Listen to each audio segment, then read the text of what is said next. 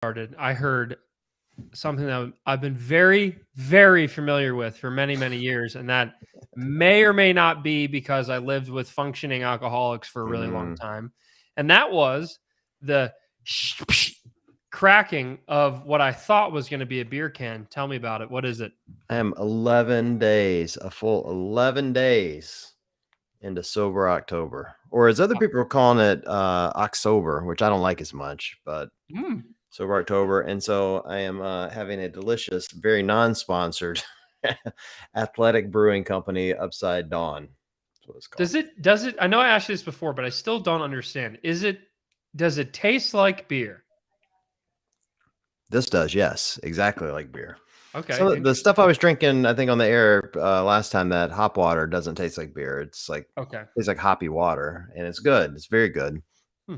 This tastes like beer. Like it actually tastes like beer, and it's delicious. Like what kind of beer? Like an IPA or like a Well, they have an IPA, which isn't what this is. This is a golden, okay. and it tastes So like that. That's what it probably like tastes like, yeah, and it's delicious. It's good. fascinating. 45 calories, 10 grams of carbs. Not bad, right? It's interesting. Like so I at a conference that I know I talked about this before when I quit caffeine for a few weeks. The PhD who was giving the presentation argued that like no one would enjoy coffee if it weren't for the caffeine.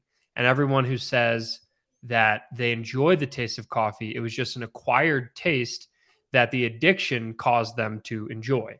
Right. Like, and it was a very interesting argument because I was like, yeah, like first time I drank coffee, it was pretty terrible. And I had to mix like chocolate syrup and milk with it and stuff like that. So I'm wondering, it's very interesting to me. Like, I wonder, like, do people enjoy the taste of beer if it weren't for like the loosening effects of alcohol? Like, definitely having one beer kind of calms me down sometimes, and I do that maybe once every other week. But I'm wondering, like, is beer actually something that tastes good if there's no alcohol in it? Or is it something psychological? I don't know Well, the it's answer. good. It's a good question. Maybe we'll do a whole episode on that after sober October, because I've been experimenting with some of that. Well, I'm going to talk about my trip to Cincinnati, and part of that trip, I was spending time eating out at restaurants, and I would order non-alcoholic beers. And by the way, Cincinnati has a ridiculously terrible selection of non-alcoholic beers in their restaurants, I if don't they even had know them at if all. Colorado has such things. It's like Yeah, well, blasphemy. there's basically one, maybe two options for non-alcoholic beer in these restaurants. Heineken Zero being the big one. Gotcha. Um, and it tasted kind of like Heineken. It tasted like someone had a Heineken once and told someone what it was, and that person told someone, and that person told someone, And and that that person person, burped. yeah, that person told someone, and that's the recipe they went with. Like that's what it tasted like. But That's funny. I found myself at a bar across from the hotel because I didn't want to stay in my hotel room by myself, like drinking a non-alcoholic beer. And it wasn't about going to have the taste of that beer as much as it was just the experience to be around people Yeah. and to, be drinking and social and whatever. And so I Dude, think I think there is some of that, to your point, of like yeah. some of this is just like, at night, maybe you want a cold drink or something to help you relax or wind down. And there's the routine that goes into it. But I haven't quite put my thumb on all of that yet. Yeah. You mentioned something that I've been thinking about a ton the last couple weeks. And it's funny that you mentioned, like, rather than sitting in the hotel and drinking this non-alcoholic beer, you like go to a bar or something like Yeah. that and still sit alone a lot of times, but Thanks for your confidence in me. I have appreciate that beer. it. But I just finished reading a book called Tribe, and it was actually a book that my therapist recommended. It's called Tribe by Sebastian Younger, I think is what it is. Yeah. Um, and it was a fascinating book about like the need for human connection, and how what's crazy is that in times of war, and I know that I'm not condoning war, everyone, please don't cancel me, but what's crazy is that in times of war and disaster, and like after really horrible events, cases of depression and anxiety and things of that nature go way, way, way down. And it's because, the hypothesis is that in times of like chaos, when people have to band together as like units and become more tribe like, it reduces depression, it decreases anxiety, and it gives you like a purpose because you're a part of this tribe and you're really plugged in. And it's so interesting because I've been noticing like recently in my life, like because of the freedoms that I have and because of the like this like I'm freshly divorced and like all these like freedoms that I have, it's fantastic. However, it's like super freaking lonely sometimes when it's like, oh cool, I can do whatever I want all day long. And then you're like, wait, but none of my friends can. And and I'm like, and I'm alone Right. on working on the internet. And it's just like, it's so fascinating how like just sprinkling in a few of those social things, like for instance, like I'm not really going to a Right. CrossFit gym consistently right now because I was in the woods for a month and a half.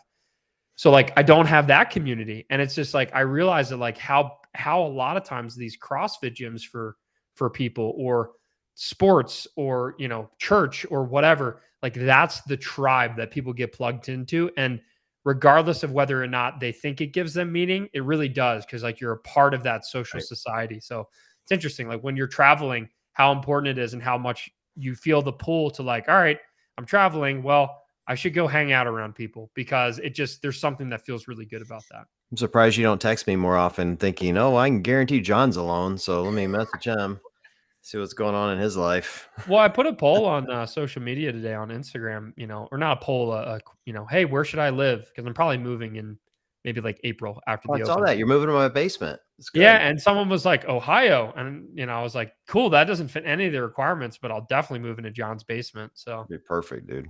yeah, I got an extra room. My kid's off to college. It's painted purple. It's got, lacy sheets on it. It's perfect for you, really. It's dude, that short. is right up my alley. Great. It'd It's be right good. up my alley. Yeah, it's girl size. It'll be perfect. You'll love it. Perfect. Hey, I wanted to talk about a couple of different things tonight because I just got back off the trip. I spent the whole trip uh, really working on some nutrition stuff. So I thought it would be a good time to talk about how do you manage your fitness and nutrition while you're on the road when And what you're was the away trip from. for? Was it for work or? No, I went to see my kid. So my Oh, my, yeah. my oldest daughter was going to SawCon down in San Diego. Have you ever heard of SawCon? No, Never? no. I've heard of Comic Con. But you haven't heard of SawCon? No. What's sock on? Sock on these balls. No, sorry. It had to be done. It had Oh to be my done. god. Oh, No, John. she went to TwitchCon, actually. I'm gonna Jeez. cut that clip and send it to my daughters because that's their joke. So they went to I saw you TwitchCon. smiling and I was like, something's coming out of this. Yeah, I know it was great, wasn't it? TwitchCon, which is in San Diego, it's like a Comic Con thing, but for streamers, right? Right. And they're flying. She was flying out of Cincinnati. Well, Meg's going to the University of Cincinnati, so I'm like, all right, well, I'll go down and hang out with Meg for the week, which I did, which was super fun. And I'm like, while I'm there, I'll hit up a bunch of gyms. So I hit 5 CrossFit gyms while I was in town, 5 different ones, and stayed in a hotel and had to kind of manage my, fitness routine and my nutrition routine away from home. And so I thought it'd be fun to talk about that a little bit. Nice. Yeah, I'd love to. I'd love to hear it. So, I mean, in terms of like priorities, I know that when you travel, it's you pretty much have to make some Mhm. sacrifices because the chances of you being able to like cook all of your meals, it's not necessarily feasible. So what was your attack plan for not letting the wheels fall off the bus? Well, I have a whole list. I'm actually prepared tonight. Can you believe that? Well, Shocking. you came prepared with a great joke, so I'm I ready. know.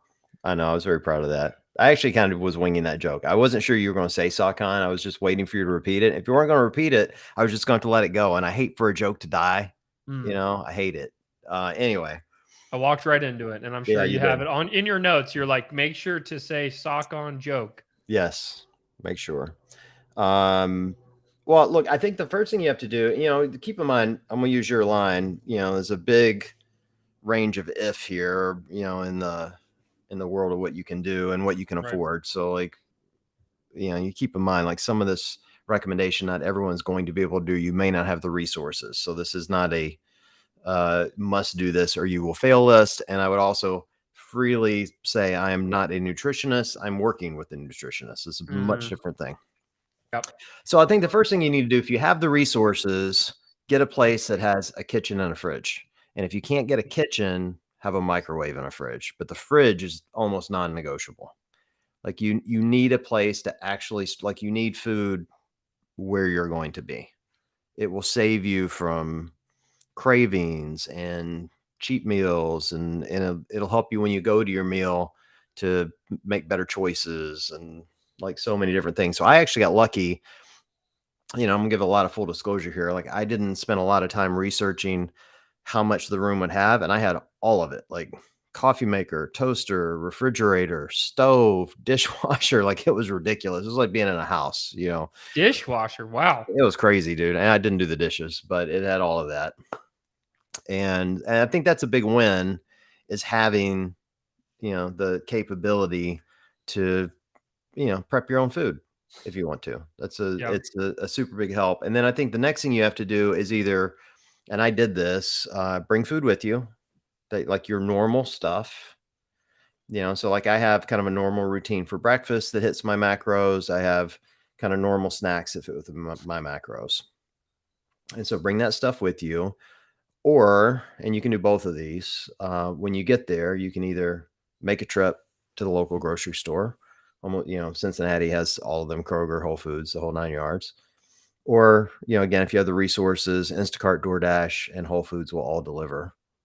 Amazon will deliver, who owns Whole Foods, right to your hotel. And it's a total game changer when you think about, like, how are you going to set your week up for success? Never even considered that, getting a grocery store to deliver to the hotel. Like, it's never even crossed my mind. Oh, right to the lobby, dude. It's great. They'll meet you right in the lobby. Fascinating. Yeah, it's the best.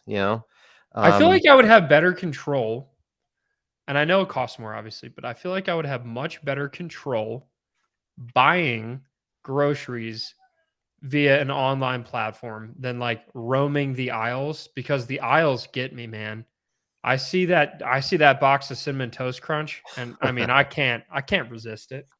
Dude, I have not set foot in actually set foot in a grocery store for weeks. As a matter of fact, this athletic brewing company, it was funny. I ordered this through Instacart and my groceries, and they made me sign for it. And they're like, "We need to scan your ID." I'm like, "For non-alcoholic beer?" She's like, "Yeah." I'm like, "For non-alcoholic beer?" She's like, "I know, but yeah, I gotta That's scan your so ID." interesting. Just because it says the word brewing, it just probably got classified. I think, it technically, it says on the label, non-alcoholic brew, less than 0.5% alcohol. So there's probably the fact that it has any in it at all. Yeah, but Give me time kombucha for it. technically, but I anyway. don't know. I'm gonna try to drink like 6 cases tonight and see if I can catch a buzz. It's gonna be great. What are the fees associated with that? Because that really intrigues me, because man, if I started ordering groceries from home, one, I'd actually probably get groceries. Normally I just like go home and then I realize, oh no, I don't have any food. And then I eat frozen chicken nuggets Right. and Well, stuff. there's a tip. You tip, and then you can either pay a delivery fee, or there's like a monthly charge. So you can choose. Interesting. Whichever you want to do. For Instacart, Whole Foods Instacart. is different, and DoorDash is obviously different. Cool. But for me, it's worth it. Like, if you don't want to go wander around the grocery store and you have the resources, and if you have bad willpower, which I'm in the same camp as you, like I Yep. wander around, I'm like, oh man, those gummy bears look good. They're going home with me tonight. It's like, Yeah. can't do it. Whereas if I'm looking online, like I'm actually planning my meals and ordering at the same time, and you can do that on these trips. It's kind of the same thing. Like, I'm only there for 5 days, so I'm ordering food for 5 days, and you're being really strategic. So you're kind of planning out your week. So I would argue you can actually save money doing this, as opposed to, kind of the delivery fees and tip fees and that sort of thing. So Hmm. that was like my first strategy. And that paid off. The second or the third thing that I recommend is that, you're going to be eating out at restaurants through the week. And the one thing I found this week is almost every restaurant these days has some sort of nutritional info, some better than others. So, like, as an example, most of them now, at least in Ohio, will show you the calorie count. Hmm. And that's important. Like Yeah. you won't get your macros necessarily from those, but you can absolutely get a sense of like what your range is and where you want to be. Sure. And that's actually will be more important for another point later. But I think Yeah. it's good to know what your calories are. Yeah. I mean, Um, calorie in terms of like gaining and losing weight, yeah, right? I mean, we've talked about this in the past. The hierarchy of importance, calories is the number one most important aspect. So yeah, if you know, like I mentioned earlier, you have to make some sacrifices while traveling, but it's good to if you can at least keep your calorie balance in check. Yeah, if your macros are out of whack, it is what it is. But if your calorie balance is in check, then you're going to continue moving in the right direction. yep. And I made some mistakes with this week. And I'll talk about that, kind of later in this group session. But my macros were out of check because I didn't plan exactly what I should have. So I learned some stuff from this, but I think it's important to, get a sense of the calories. Now, some of them though will give you the straight up macros and allow you to play with them. So there's this restaurant called, have you ever been to First Watch? It's like kind of a breakfast place. I don't know if they're, Actually, maybe I have. I think I've been there once. I don't know if they're national or just kind of Now I Midwest, but want to they're all Google it. over Ohio. Okay. And when you go to their nutritional info, Chipotle does this too, by the way. You can punch in what you want, what you're going to have for dinner, and then it will allow you to subtract items and it'll change the macros and the That is calories. cool. I And it's have been great, there. dude. There's one right next to Water Prep HQ. No way. It's great. So I was able, I ate there for breakfast almost every day, and it would allow me to figure out, kind of exactly which meals had the most protein. I could subtract things to take fats or carbs out if I wanted to. Like, I could add side items to kind of, play around with the macros.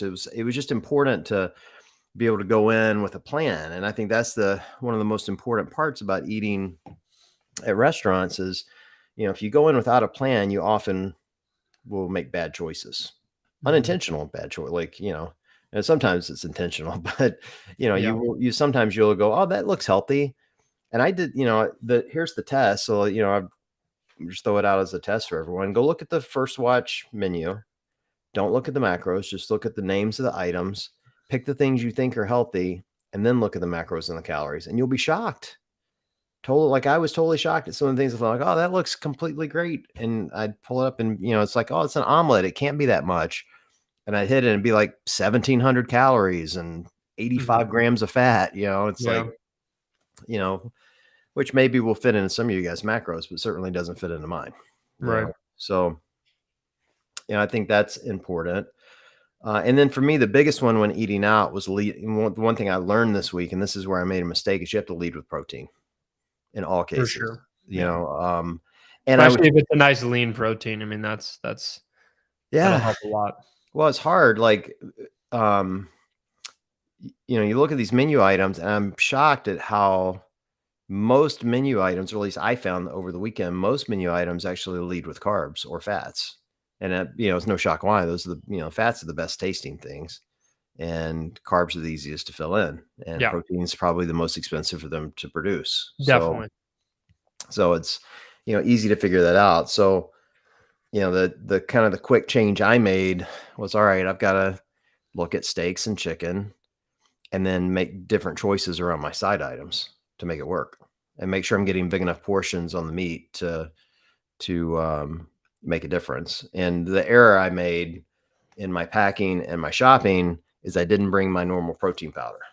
Mm, And that would have been paid off big, like after workouts and kind of, in between snack meals, because I could have made up some of the loss I was getting eating out in sure. lower protein counts by adding some in other areas. Yeah, I mean, the protein powder is definitely the cheapest way to get protein, both from Yeah. a financial standpoint and also a caloric standpoint, because it's pretty pure protein, right? So you're not getting a Yeah. bunch of extra calories from the fat and carbs.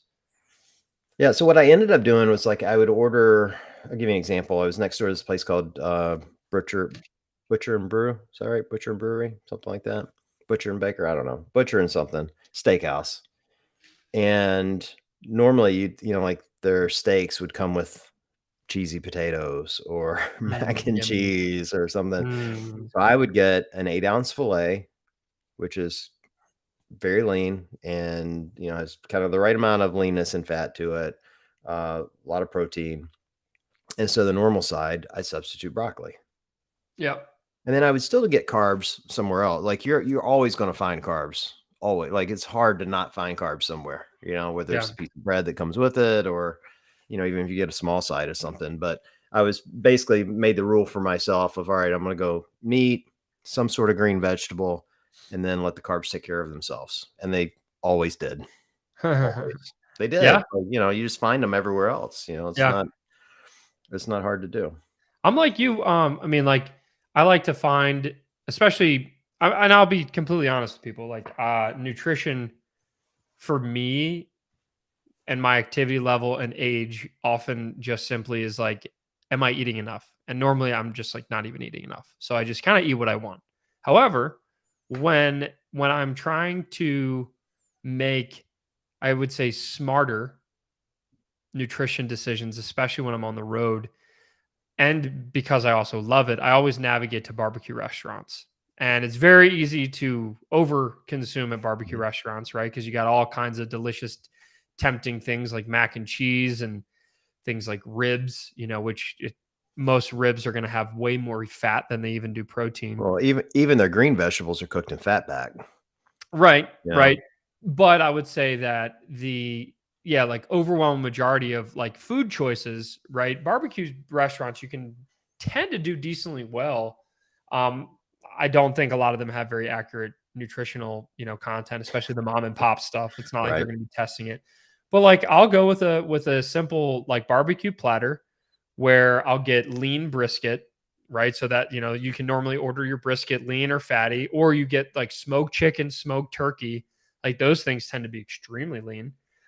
And then I'll normally double up on greens on the side. And, sometimes the greens are going to be loaded with, all kinds of different, you know, fat, but you don't necessarily have to slurp up all the fat with it, right? You just like, you can still eat greens and honestly, like especially if you're eating protein and fat, you're gonna fill up pretty quick, right? And you can go to a barbecue restaurant and stay pretty lean on the carbs and get a lot of protein and a lot of fat. And then obviously, like you said, carbs are easy to find at some point down the road. Well, here's the thing about most restaurants, and this is kind of another one of my strategies. Most restaurants, including barbecue places, which I loves me some good barbecue, and we'll have a whole episode at Just some point. dedicated to Birmingham, Alabama's Uh, barbecue scene. we're going to I'm spend quite a stoked. bit of time talking about Birmingham's Greenlands, barbecue baby. scene. But that aside, most restaurants portion sizes are twice what you need. So like most of them, not all, but Yeah. most like are serving you portion sizes that are just way too big. That's their American restaurants. That's what they do. You know. And so, kind of my strategy was don't eat until you're full, eat half, see how you feel, right? Like, calm down, take a box with you, like, take some home. You don't feel the need to clean your plate because you're at a restaurant. And that's the beauty of having a stove or a microwave and a refrigerator back in your hotel room. You can take stuff back with you, Right. you You can know, reheat it. because it's like, I don't know about you, but like I go to just stick to the barbecue theme. You find food that's awesome.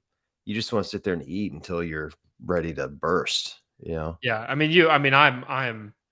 I do not have like I'll put it this way, I don't throw away food, right? Like it was ingrained in me as a child. It's like Right. I'm either getting it to go, which is admittedly rare, but to your point, it's like it's either to go or I'm consuming all of it. I'm definitely not throwing away any food because there's something obviously lots of scarcity there. Um, but yeah, I think that's a good strategy to have, especially like for instance, like if I know I'm only going to have time to go to like, one restaurant. A lot of times I'll get the 3 meat platter with 3 sides or something like that. And then I know for me that's I can break that up into 2 meals fine. And I've already preemptively made, I've gotten 2 greens or 3 greens and 3 lean meats. It's like, all right, I have good calories and this is much better than a lot of the other Right. quicker food choices that I can make that are really going to be, heavy on the calories. I I think it's where people run into problems is they go out to these restaurants and they do what you and I they go in doing what you and I are describing with good intentions, and then they do eat it all. And I do that too. And then they're like, all right, well, vacation ruined. So let's just go all in the rest of the time. Mm, and and for me, that's the other strategy is like you have to go into these weeks knowing you're going to make mistakes and you just got to put it behind you. Like you literally just have to go, all right, that's one meal out of the 15 to 20 I'm going to have on this trip. Put it behind you, move on, get back on track. Like, or like kind of the other mindset I had, like I had a lot of really good days. I'm like, I want to go out and have a bad meal. It's a vacation. Like I'm having fun. I'm not going to ruin this time with my daughter and have her watch me sit there and count macros and obsess over some chicken breast and rice I'm going to have at dinner. Like I want to have a nice dinner with her and, get the appetizer or the dessert or whatever Absolutely. and enjoy it. And I'm not going to gorge myself on it, but Yeah. Well, I mean, why do we train, right? Like, I mean, we yeah, work out, and it's a lot of times to be able to enjoy these kinds of things. yeah. But for me, the two biggest things I think you can do to come off of one of these trips with some success is, I think, number one, you have to have some sort of accountability in place, someone that you can text, message, um, whether it's a nutrition coach or even a friend, like somebody that is going to help you with accountability. So like I was messaging my coach throughout the week of saying, hey, here's what I had today, Yeah. and it wasn't even for me, it wasn't even like looking for advice or like trying to ask if I'd done the right thing. I just wanted somebody to know I was doing it. Like the accountability is going, all right, I'm going to tell somebody at the end of the day what this day was like. You know what I mean? Yeah. So I think that's important. And then I think the second piece is, regardless of what happens, come away with something that you learned. Treat it like training. Like to me, that's a really important thing. Like I went into it going, all right, I have an idea what I want to do, kind of a framework. Here's what I want the week to look like. The week did not look exactly the way I wanted it to look like, but I learned some stuff. And I'm coming away from it going, all right, next time, here's one or two things I can do different. The big one is take your damn bag of protein with you. I Mm-hmm. didn't do that. And then I found myself chasing down protein all week. That would have been a really easy fix. Take the Greek yogurt with you that you like, not the stuff you have to go buy at Walgreens. Then you find yourself eating stuff you don't like, and that's kind of miserable, you Mm-hmm. know? And so I think if you can, come away from these weeks with some sort of, something that you learned, no different than, hey, in training this week, I want to work on muscle ups, and walk away with something better in muscle ups, you'll feel better about it and make you feel like you accomplished something, whether, regardless of did the scale change or not, which by the way, it probably won't much either direction in a 4 to 5 day period of a trip like this, unless Correct. you're like And a lot of so times crazy. the perceived weight coming back from a trip like this, like let's say you ate quite a few more carbohydrates or more salty foods than you're used to. A lot of it's Right. just going to be water weight. And that's where a lot of people get kind of tripped up as they assume they've gained a lot of fat, because when we see Right. weight, we think, oh, weight gain equals fat. A lot of times that weight gain is going to be water weight. And then getting back to your normal salt intake and your normal calorie, or excuse me, normal carbohydrate intake, it'll balance that water weight. And it's also why a lot of people, when they do like keto stuff, they're like, Right. oh my god, I lost 12 pounds in a week, and it's like, Right. cool, and it was all water weight, dude. Yeah. um One thing on that note that I want to mention is, like, yeah, traveling, especially going on vacation, like, yes, you should allow yourself to have fun and make the decision consciously, like, hey, am I not even going to worry about nutrition this entire trip? If so, hey, that's your choice. Or am I going to aim to eat a healthy breakfast every day, and then the rest of the trip is, whatever you want? Like, you can design it how you want it. But if you're trying to lose weight and or lean out, like John, and he's like, hey, I want to really stay on track for my goals here. I think James Clear is the one that made this kind of popularized in this book, is like, you're going to make mistakes, just try not to make two in a row. So if you have a bad meal, if you trip up, don't say, screw it, it's over, I'm done, and then just YOLO the rest of the trip, because you'll actually do a lot more damage, mentally and potentially physically. And if you're just like, yeah, we went out to that restaurant, she really wanted to go get ice cream and have a competition to see who could eat the most. Oh, well. Now, the next time I eat, I'm just going to try to make it a healthy meal. Or you skip a workout and it's like, okay, no biggie. Tomorrow, I'm going to try to get a workout in. And it's just this idea of like, it's all about streaks. Try to Right. get a win streak going, right? See if you can get 2 meals in a row. See if you can get three days with a workout in a row. Just see if you can get those streaks. And if you're on a bad streak, just end it as soon as possible. And a lot of times, just that shift in direction to the positive will really change your psyche and the momentum that you have with training and nutrition. Do the kids still say YOLO? I don't know. I'm 32, so I'm old now. We're sticking with YOLO. I'm not a kid.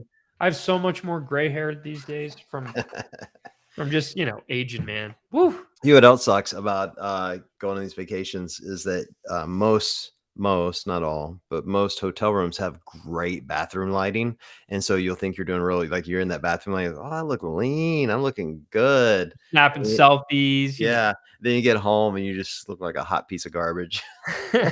Great. So I've been feeling good all week. I haven't even looked in my bathroom mirror. I'm scared too. This is why my bathroom mirror is specifically designed to make me look shredded. Well, you're probably still shredded from your. It's for dating profiles and for self-esteem. That's it. Yeah, I just assumed you still had your 12-pack from your hunting trip. I'm definitely skinny. I'm feeling skinny. Are you? Just all my muscles are very small, and there's definitely some atrophy that probably happened. But I'm not too worried about it. I'm slowly but surely getting back on the horse. I worked out just, I don't know, a few days ago, and I was sore for a very long time. Been playing a lot of pickleball, so that's good. And then, I realized that whole community comment I made earlier, it might be time for me to hop back into a local CrossFit gym and try to plug into a community. There you go. Well, let me tell you about the Cincinnati CrossFit community, because I went to a bunch of them. Tell me. It was cool. It's a nice community. They have a ton of gyms, dude. So many gyms in the Cincinnati area. Yeah. It's ridiculous how many they have. I only had 5 days, and I've worked out all 5. So I'm going to do these in order, the order in which I went. So this is not a ranking. Let me be clear on that. This is just the order in which I went. And they were all great, so I wouldn't rank them anyway. I went to the oldest one first, CrossFit Cincinnati, 2007. That's when they started. That's OG. That is, I knew they were OG when I walked in. It had that OG look, like things are just kind of held together with duct tape, which I like. I'm not. They have again faster pull-up bars. Yeah, they absolutely did. The boxes. No, they did. They really did. Maybe the boxes had Pukey painted on the side. Heck like yeah. spray painted, like stenciled. That's how it's old school, right? That is old school. And there's still gear there, probably from 2007. That's kind of what I meant, and I love that. I love that about them. Very cool gym, very cool coach. I'd reached out to him, said, "Hey, I want to drop in." Turns out the coach that was there, I kind of knew her, didn't realize she worked there, but I do now. And anyway, roll in. Let me tell you the workout. 4 rounds for time. There's a 20-minute time cap. 4 rounds for time. 25 step ups at 24 inches, 20 toes to bar, 15 sumo deadlift high pulls, 95 pounds. Oh my gosh. A sumo deadlift high pull workout? Yeah, well, but I want you to keep in mind it's 4 rounds, Ben, and it's 80. That's 80 toes to bar. Yeah, it's 80 toes to bar, right? That's all. They are old school, man. So this was like a master's class. So everyone in the room was in and around my age or close to it, or over 35 probably. And so it was me and the owner were kind of working out. We were the only 2 men in the class and working out side by side. And I was guessing at the time we're kind of about the same age. And they tell us 20-minute time cap. So I'm doing the math. I'm like, all right, shouldn't take 20 minutes, but it's still 80 toes to bar. I have no idea when those are going to fall apart because it's 80. And so I just go for it. So I'll just tell you my mistake right up front. I'm doing it next to this guy. And he comes out hot. I come out hot. I'm like, I'm not letting go of this bar in the first round. I do 20 unbroken. I just want to see how long I can go. So I did 20 toes to bar unbroken, knowing that when I got to the sumos, well, let me tell the full story. So I get to the sumos. I'm going to do singles, and I did singles the whole way. I had the non-bouncy plates. What is it at 95 pounds? Yeah. Yeah. And sumos are kind of they're not a great lift for me on my low back. So I'm like, I want to do singles, but I don't want to stop. And because I know the barbell's not going to bounce, I can do that. I'm in a position to do it. And I've been doing a ton of toes to bar lately. So I felt confident in that movement. So I'm like, I'm going to just see how long I can go until I got a break. So the first round takes me 3 minutes. That's it. And I'm like, all right. So now I'm looking at the clock going, All right, it's a 14 to 15-minute workout max, even if I have to start breaking these up. So I get into the second round. This dude's we're still neck and neck, like right there together.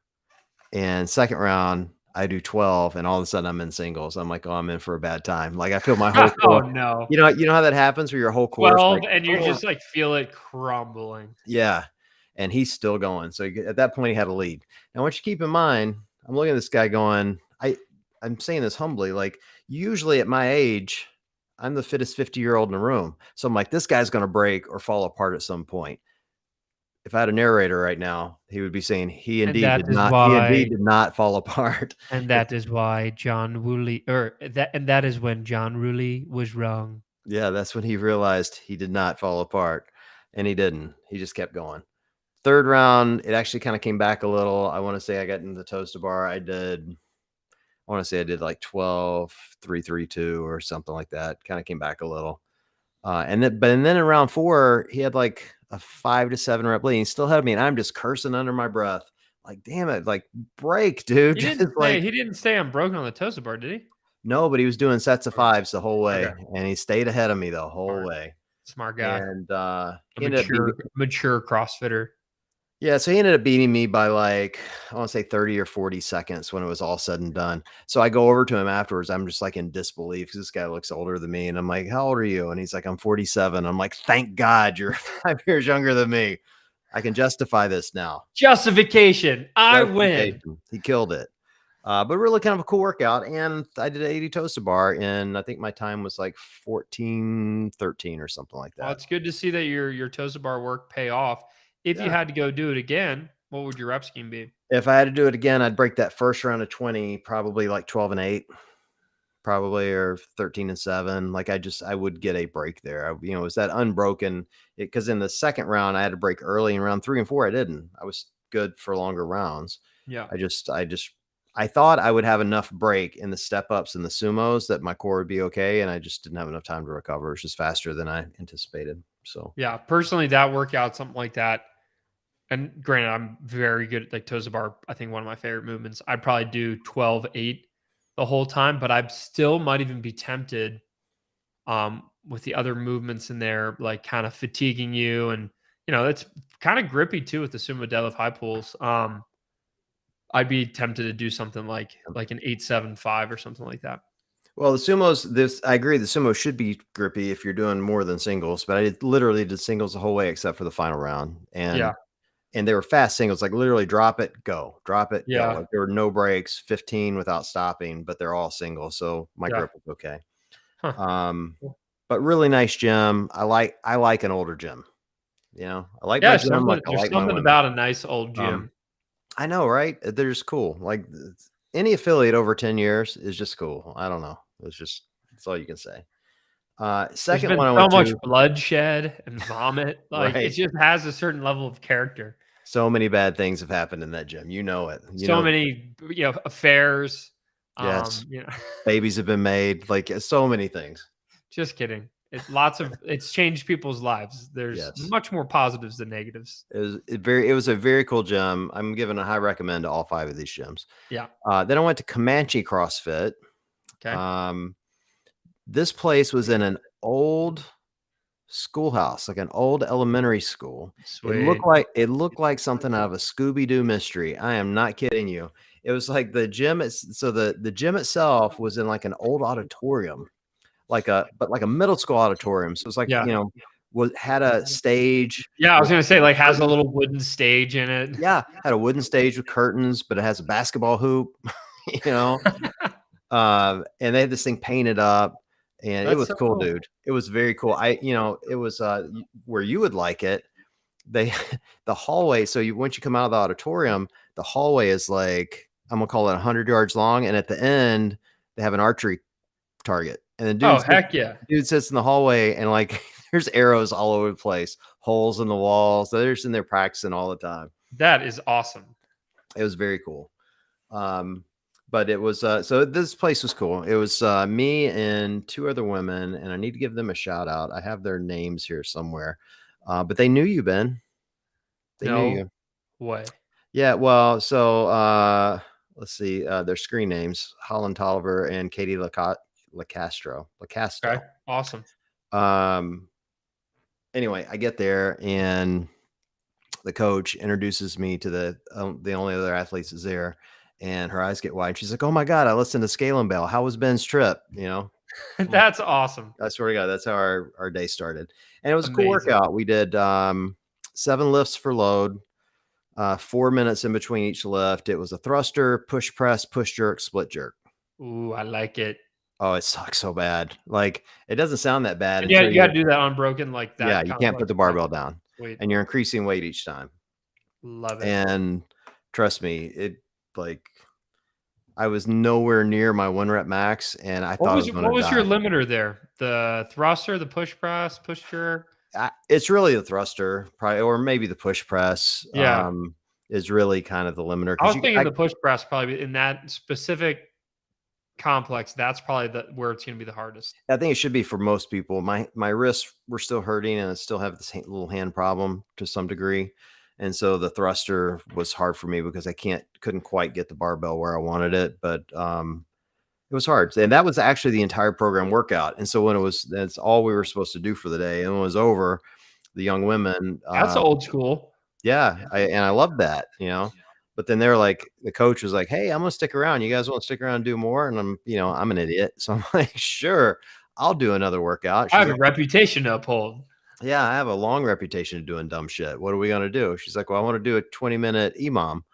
She's like, "I want to do handstand push-ups and rowing. What else should we do?" I'm like, "Well, that's kind of a press and a pull. So we should probably do goblet squats," which in retrospect, I wish I hadn't said because that turned out to be the worst part of Super sore, I yeah, bet. it was the worst. So we ended up doing 6 handstand push-ups strict, row for 40 seconds, which for me is like 14 to 15 cals, and 20 goblet squats with a 50-pound dumbbell and one Nice. minute of rest. So you get 1 minute of rest. Oh, I like that. Well, you do, but by the second round, you're like, I think that minute's faster. I think it's moving quicker. I don't know. It was terrible, and I didn't like it. But the athletes were great. We had super fun. They were very welcoming and very cool little gym. Like different, Awesome. really different. I didn't see any ghosts. I was disappointed in that. But otherwise, it was You were great. hoping to see ghosts in the old children's place? It was creepy. The building was a little creepy. I'm not gonna lie. Like it's an old rundown school, and they've turned it into a gym, which that I part's like really it. cool. But the school itself creeped me out a little bit. I liked it. I liked it. Question, were the urinals, like, child height? So were they, like, super small, Well, super it's short? funny you say that. I didn't actually go in the bathrooms, but we did go in a classroom, and they had tiny little sinks down at like ankle level. You know what I mean? Like down below your knees. So it was clearly for kids, which I thought was, Sweet. it was really cute and different. And What did you do in the classroom? we were just touring the place. They teach level ones there. Oh, nice. So the CrossFit comes in, teach L1s and L2s there and uses it for that. So I mean, it's a cool space. I'm making fun of it for what it is, but it's nice to see like some of these old buildings being put to use, and it's particularly cool that they're becoming CrossFits. But That's cool. it was just like it was very unique and different, way different than any space I've ever been in for a CrossFit gym, which was cool. Nice. Then I went to Queen City CrossFit, which was quite literally less than 100 yards from my hotel, which was not intentional, but very welcomed. Yeah. Also, a very cool gym, tiny. Their classes hold maybe 12 people, Yep. maybe. They have to run out on the sidewalks like savages in the middle of the day, which is also very hardcore and old school and cool. Yep. Props to them though. Like one thing I really loved about that gym, very well maintained, clean, well run, well programmed. People very welcoming, and it's a downtown gym, so that makes things a little more challenging and different. And so I appreciate how hard that is to do and apparently how successful they are at it. And one thing I love about like downtown gyms like that, they're really efficient in their use of space, like where Yeah. they put stuff. Yeah. It's like owning a tiny home. You have to Yeah. make sure every square foot is accounted for. Yeah. So that was an interesting one. I was there on a Saturday morning, and I did a partner WOD, and the coach must have hated me because he put me with a bodyweight ninja, and it was mostly a bodyweight workout. So it was 2 rounds for time, 50 kettlebell swings, 60 box jump overs, 70 synchro lunges. So this dude they put me with, who I really liked, and I can't remember his name, really nice dude. I probably outweigh him by 30, 40 pounds. Right. And he looked like a body weight guy. It's one of those, like you can just look at him and go, oh man, if this guy's as good as box jumps as I think he's going to be, I'm just screwed. That's exactly Yeah. what happened. Like we get into the kettlebell swing. He's like a little jumping bean. Yeah, we get into the kettlebell swings and like I can move that weight pretty fast, so it wasn't a big deal. He did his first 10 box jumps in like 20 seconds, and I knew I was in for a bad time.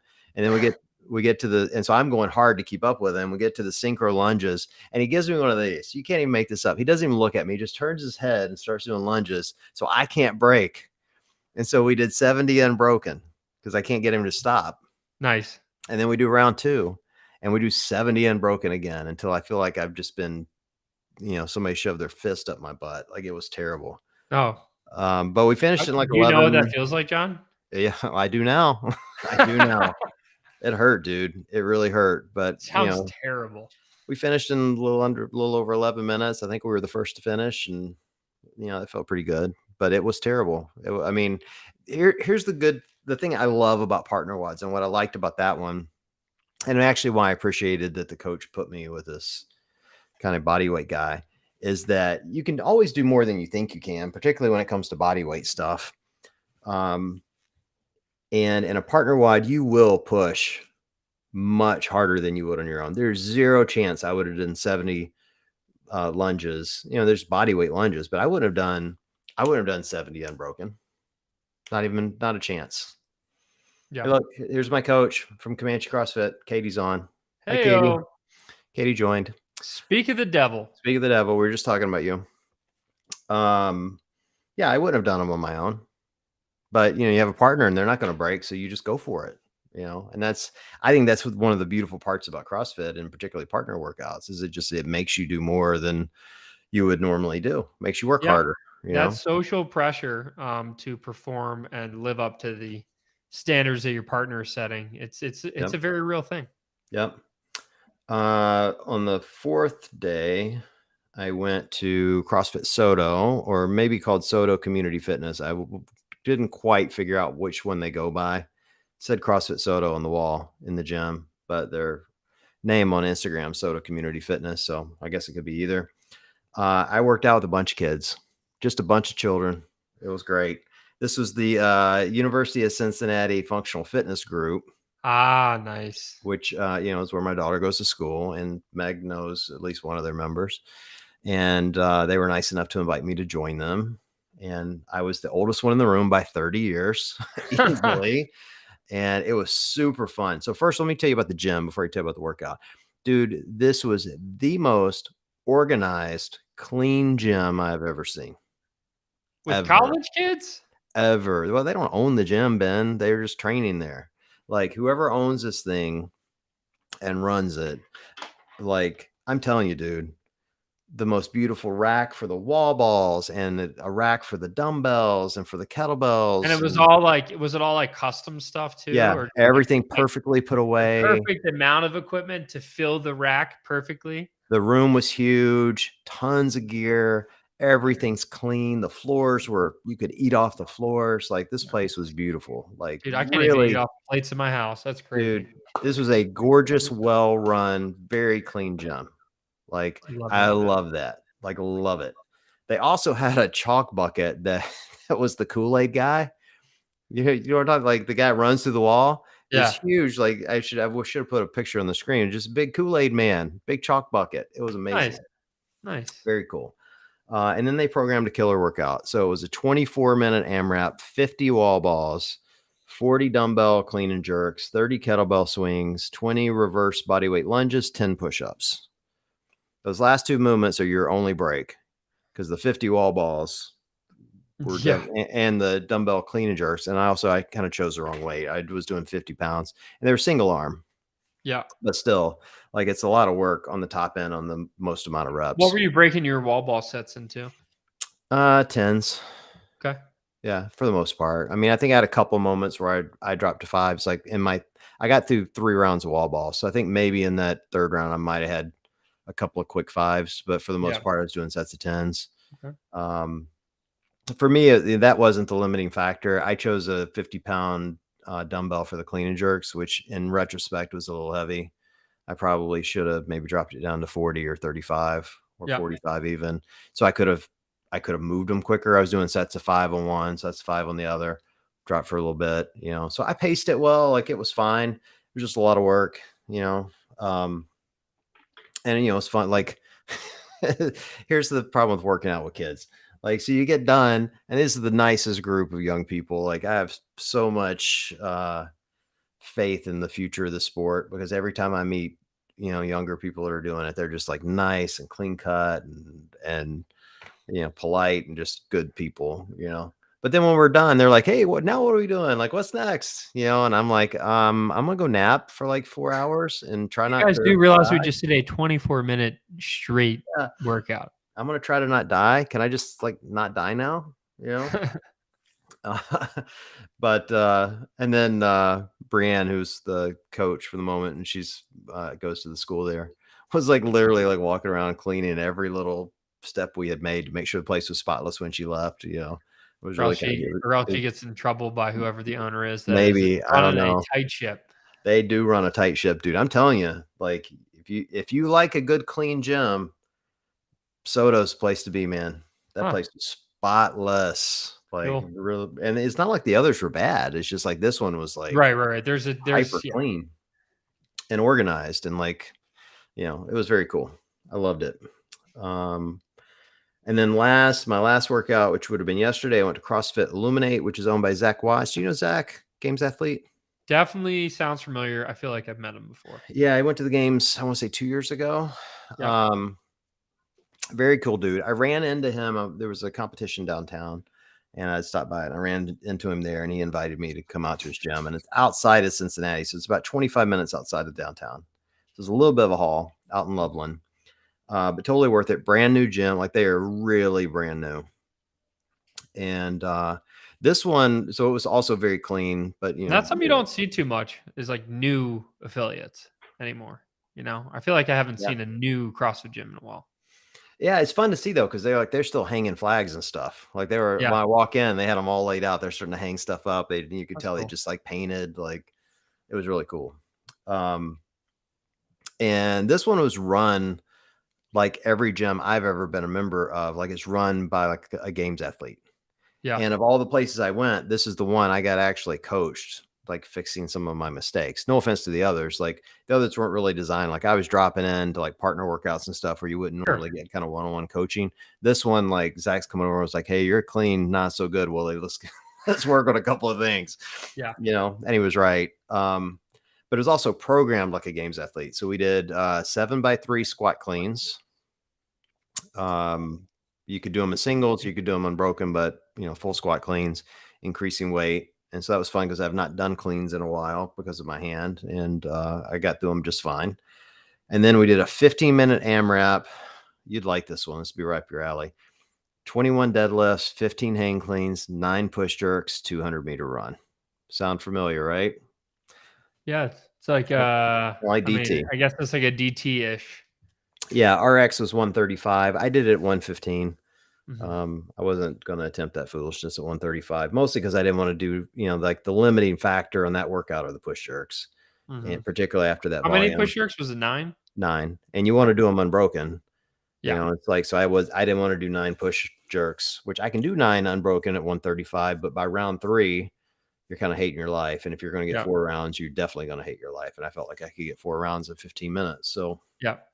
I did not. What was interesting about this one though, is like, again, it's like kind of a weird little parking lot. And so the run was sketchy because the parking lot's like, kind of wavy and potholes or whatever, which isn't their fault. It's just the nature of the parking lot. And he's like, "All right, run down to the Marco's Pizza and back. That's 200 meters." I'm like, "Bro, if I'm running down to Marco's Pizza, I'm not coming back.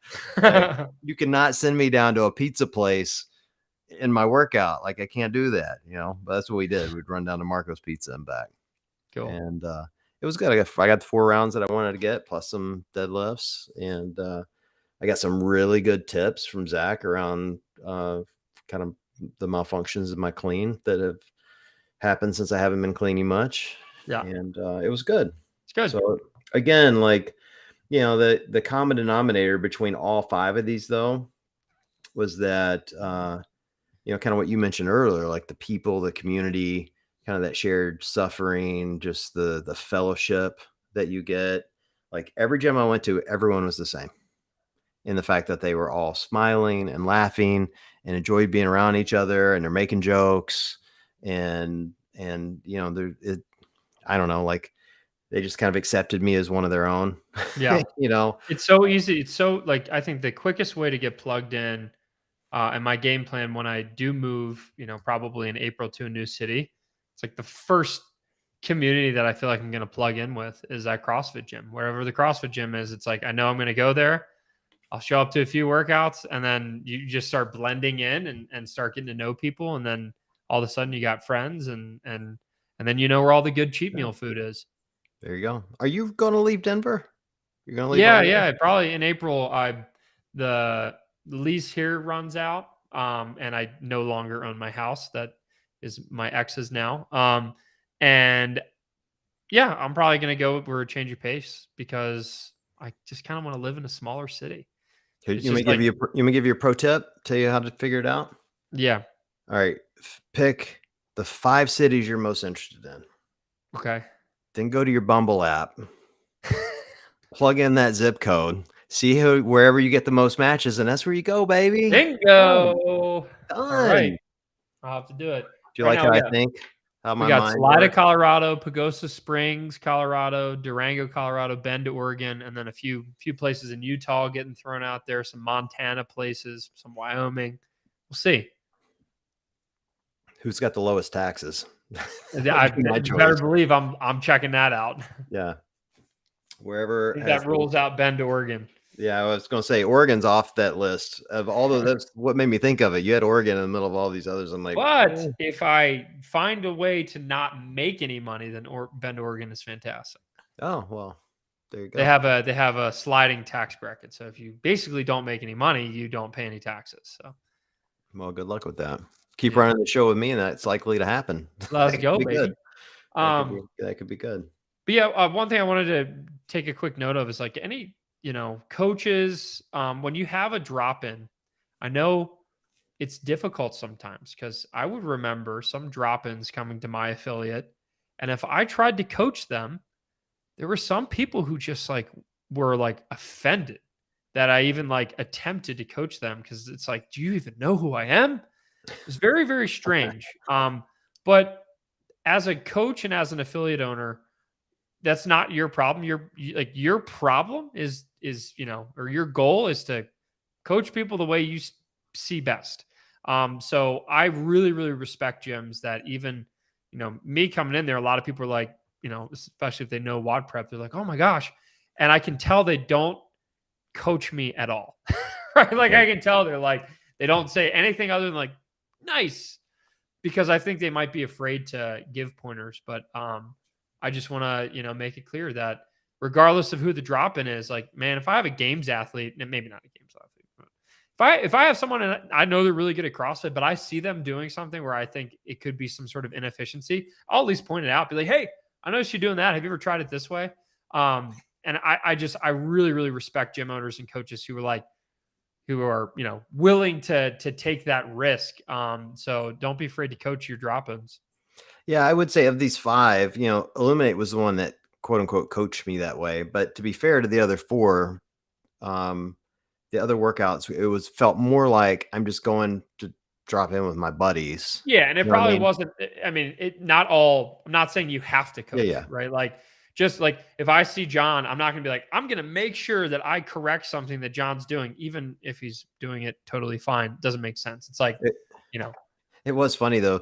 I think Zach had a really good coaching way about him. He was showing me I was pulling my butt up too fast, and I didn't have my chest up and shoulders back, and a lot of things wrong with my clean. But anyway, he said to me, he's like, oftentimes people that are really good at deadlifts make this mistake. I'm like, well, I'm going to show you, buddy, because I'm shitty at deadlifts too. So, and those are coming up in the like, workouts. You'll get a and coach that's that where as you're well. wrong. Yeah, that's not my problem.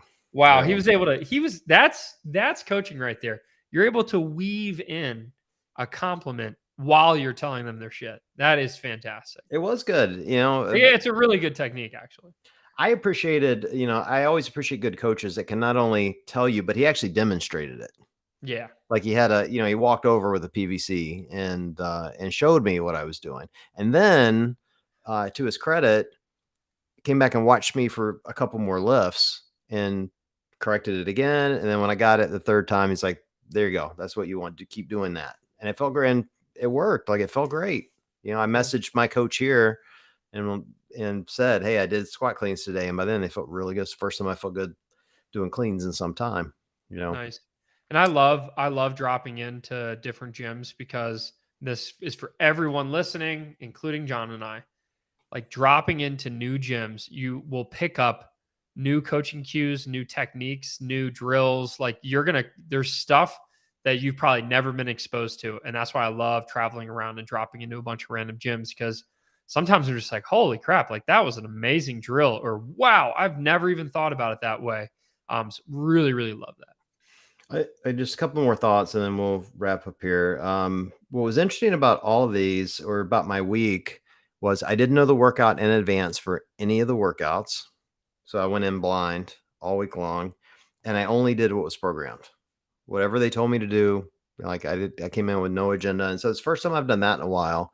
And that was a pretty cool test. And I would highly advise that to anyone, try that from time to time. Don't go in walking in the door already knowing what you're going to do, like figure it out on the fly.